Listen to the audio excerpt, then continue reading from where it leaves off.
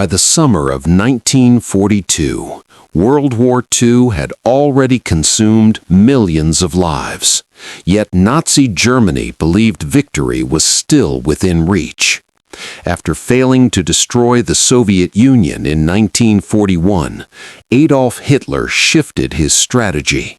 Instead of a direct assault on Moscow, he turned his focus southward, toward oil, industry, and prestige. At the heart of this new plan stood one city, Stalingrad. Stalingrad was not chosen by chance. It was a critical industrial center on the Volga River, a lifeline that connected the Soviet interior to the southern regions. Factories there produced tanks, weapons, and ammunition that fed the Red Army. Cutting this artery would severely weaken Soviet logistics. But beyond military logic, Stalingrad carried enormous symbolic value. The city bore the name of Joseph Stalin himself. Capturing it would be a devastating psychological blow to Soviet morale and a propaganda triumph for Hitler. Germany's broader objective was Operation Blue, a massive offensive aimed at seizing the oil fields of the Caucasus. German commanders knew that without oil, the war machine would grind to a halt. Stalingrad, therefore, was meant to be secured as a protective flank for the advance south. Hitler believed the city would fall quickly, just another step toward total victory. However, this assumption underestimated both the determination of the Soviet people and the brutal reality of urban warfare. The Soviet leadership understood the stakes immediately. Losing Stalingrad would not only cripple supply routes, but could shatter national morale. Stalin issued harsh orders. The city must not fall. Reinforcements were rushed across the Volga under constant bombardment. Civilians were mobilized to build defenses, dig trenches, and even fight. Thus, Stalingrad became more than a strategic objective. It became a matter of survival, pride, and ideology. Two totalitarian regimes locked their destinies to a single city. What followed was not merely a battle, but one of the most merciless confrontations in human history. The Battle of Stalingrad began in earnest in August 1942 with a devastating German air assault. The Luftwaffe reduced much of the city to rubble within days. Ironically, these ruins would later favor the defenders. Streets disappeared under debris, buildings became fortresses, and every factory turned into a battlefield. German forces, led primarily by the Sixth Army under General Friedrich Paulus, advanced into the city expecting a swift victory. Instead, they encountered fierce resistance unlike anything they had faced before. The Soviets adopted a strategy of close-quarters combat, later known as Rattenkrieg, Rat War. Fighting occurred room by room, floor by floor, sometimes hand to hand. Snipers became legendary. One step forward often cost hundreds of lives. The Volga River, constantly shelled, became a deadly crossing.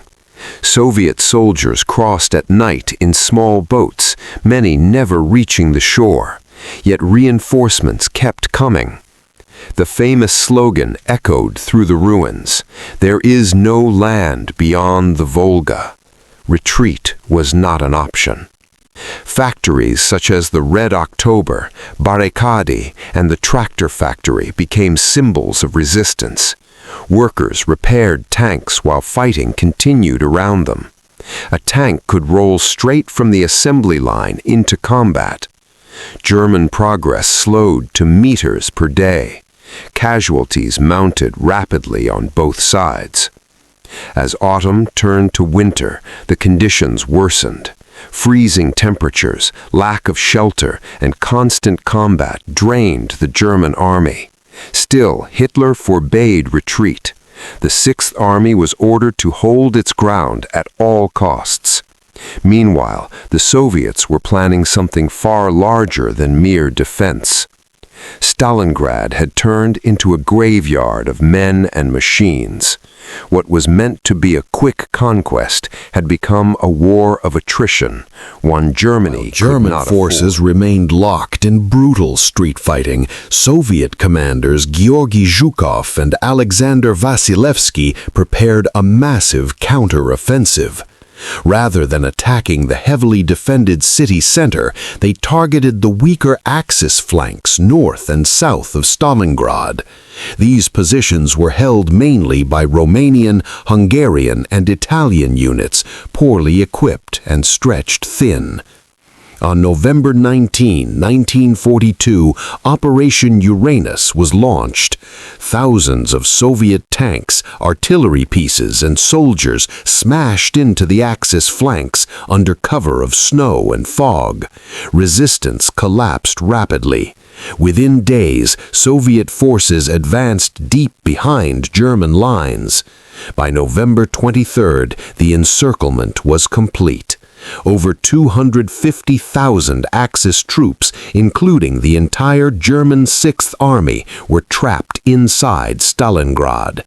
Shock spread through German command. For the first time, an entire German field army faced total destruction.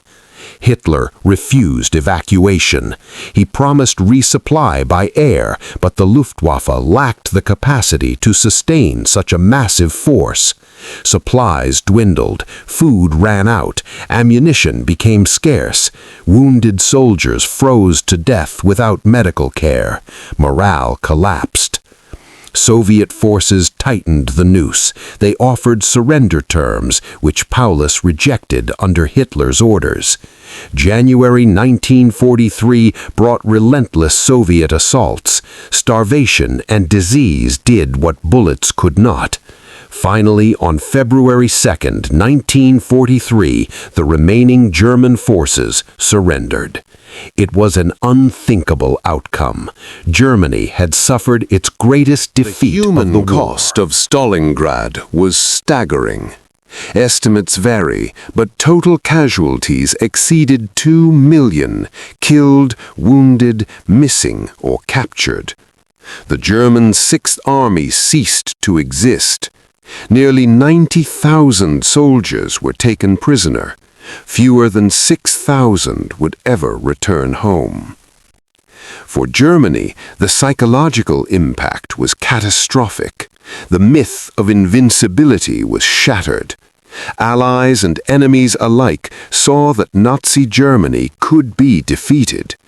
Across occupied Europe, resistance movements gained hope. Within Germany, morale plummeted, though the regime tried to hide the scale of the disaster. For the Soviet Union, Stalingrad became a symbol of resilience and sacrifice. The victory came at an unimaginable cost, but it proved the Red Army could not only survive, but destroy Germany's best forces. Soviet confidence surged. From this point forward, the strategic initiative increasingly shifted east to west. The defeat also drained Germany's resources. Thousands of tanks, aircraft, and experienced soldiers were lost, losses Germany could never fully replace. The Eastern Front became a bleeding wound that would only grow. Stalingrad marked the beginning of the end for Nazi ambitions. The Battle of Stalingrad stands as the most decisive turning point of World War II in Europe. Before Stalingrad, Germany advanced. After Stalingrad, Germany retreated. The Red Army seized the momentum and would never relinquish it. Strategically, the battle destroyed Germany's ability to conduct large-scale offensives on the Eastern Front. It forced Hitler into a defensive war he was ill-prepared to fight. The Soviet Union, strengthened by victory, launched a series of offensives that would eventually reach Berlin. Politically, Stalingrad reshaped the global balance. It strengthened the Allied cause and reinforced cooperation between the Soviet Union, the United States, and Britain. The victory also enhanced Stalin's standing both domestically and internationally. Historically, Stalingrad is remembered not only for its military significance, but for its brutality. It demonstrated the extremes of total war, where entire cities became battlefields and human life was consumed on an industrial scale.